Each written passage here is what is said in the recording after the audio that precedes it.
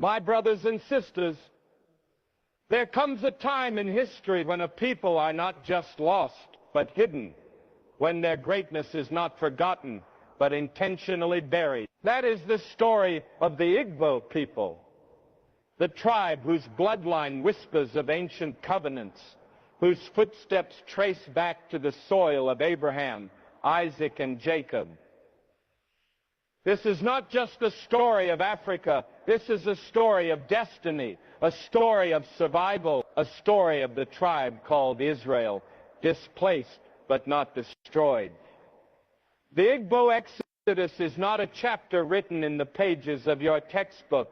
It is written in blood, in the cries of mothers torn from their children, in the drums that beat behind the silence of colonial lies. It is a spiritual trail of fire paved by a people who carried not just burdens but blessings, a people who didn't just survive the flood of slavery and war, but walked on its waters like the children of prophecy. The world looked away while the nations scattered, but Africa watched, and among the scattered, a flame still burned in the hearts of the Igbos, one that no ocean could drown, no empire could erase, and no chain could silence. They were exiled, but not erased, enslaved, but not stripped of spirit.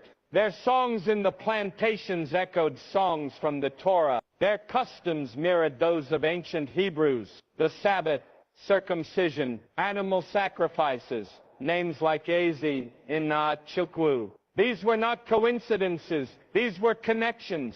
They were clues to a truth the world was too afraid to face, that the tribe of Israel had not disappeared. They had simply taken refuge in Africa. And oh, how the world tried to sever that truth. Missionaries came not to discover, but to dismantle. Colonialists came not to civilize, but to scatter. Historians came not to reveal, but to rewrite. They erased, renamed, and silenced. But they could never kill what God had marked, because God does not forget his promises. He does not misplace his people. Even when the world forgets your name, he remembers your bloodline. Even when your identity is stolen, your destiny is still written in the heavens. The Igbo are not just a people. They are a prophecy, a sign that the tribe of Israel still walks this earth in brown skin, in African soil, with sacred fire in their hearts. You may be told you are Nigerian, but you are more. You may be taught you are African, but you are ancient. You may be branded as tribal, but you are chosen.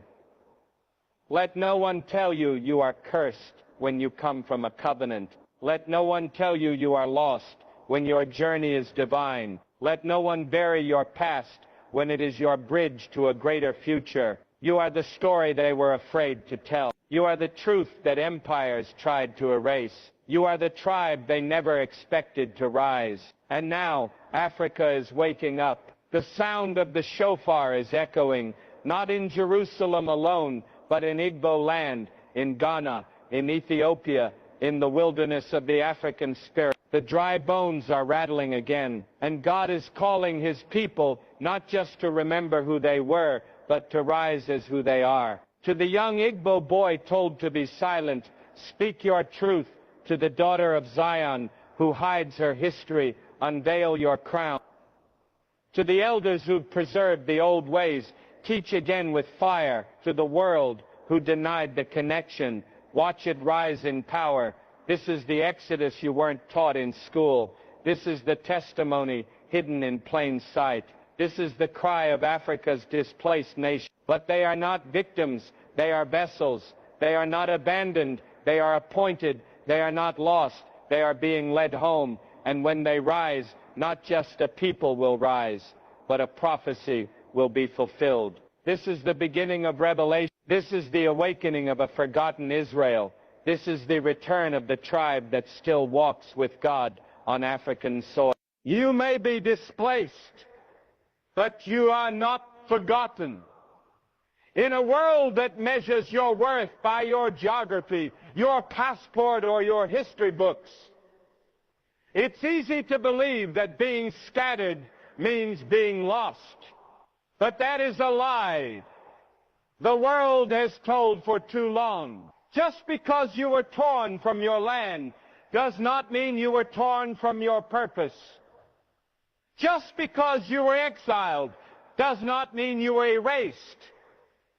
The truth is, God never loses track of his people. You may move through deserts, through colonization, through slavery, through forgotten villages and broken borders, but his eye follows, his hand covers, and his plan remains. The story of the Igbo people and countless others across Africa is not one of defeat. It is one of divine delay. The scattering of a people does not stop the move of God. Instead, it sets the stage for a revelation. What man calls exile, God calls planting.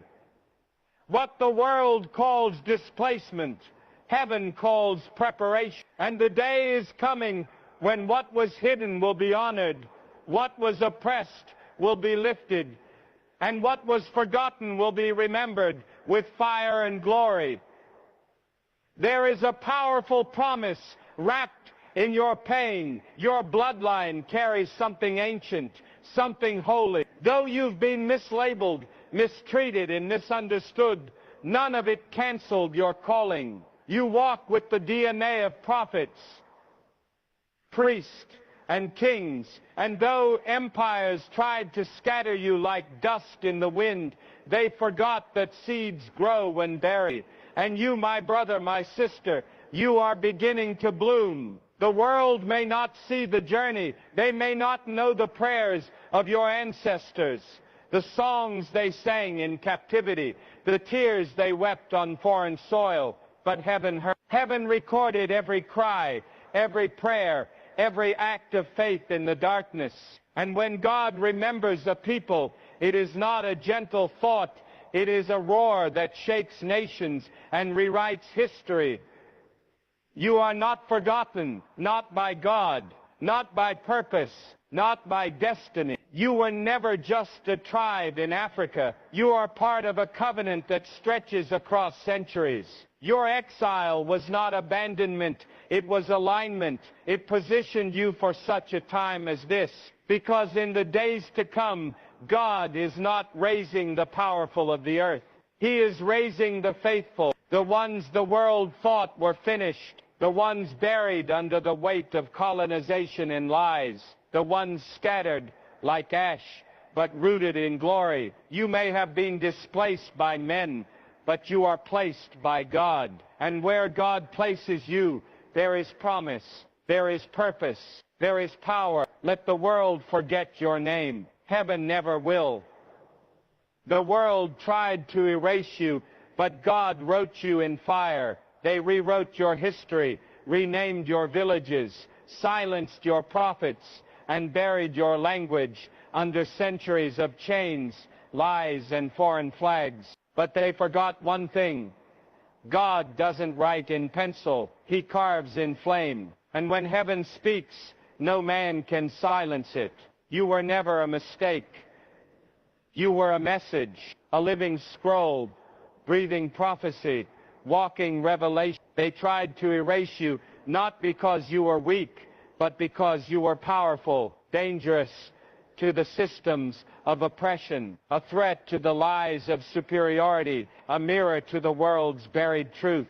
They didn't just want to conquer your land, they wanted to erase your memory, strip you of your name, replace your gods, rebrand your royalty as savagery. They couldn't stomach the thought that the people they enslaved once walked with the divine, once spoke in the tongue of priests and patriarchs, once carried the sacred torch of faith long before a European ever held a Bible. They tried to erase that truth because it disrupted their control. But what man tries to bury, heaven raises in power.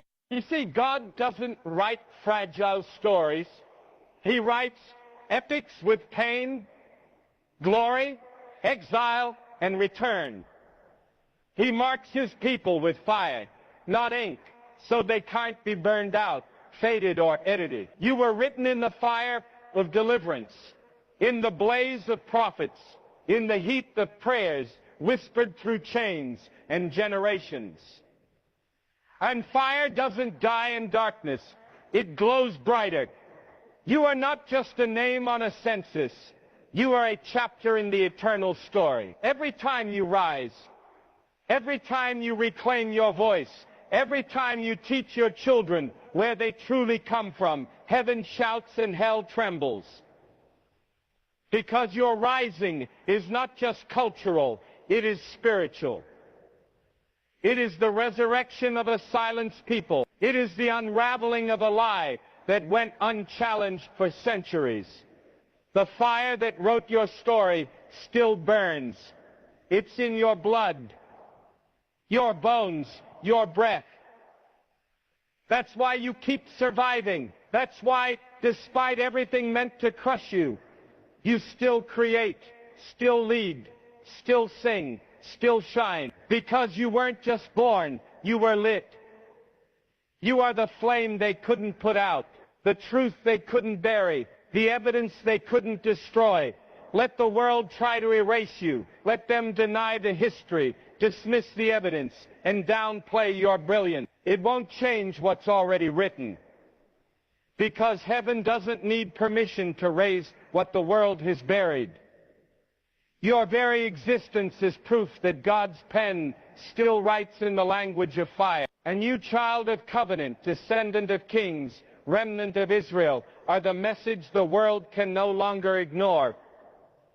Bloodlines don't lie, because in the blood is memory, truth, identity, and legacy. History has been rewritten, manipulated, edited, and sold to the highest bidder. But no matter how many pages they tear out, no matter how many chapters they delete, the original text still lives in the blood of the people. And the Egbo are living proof of that. You can erase a name from a textbook, but you cannot erase it from a bloodstream. You can silence a voice in a courtroom, but you cannot silence the echo in the soul.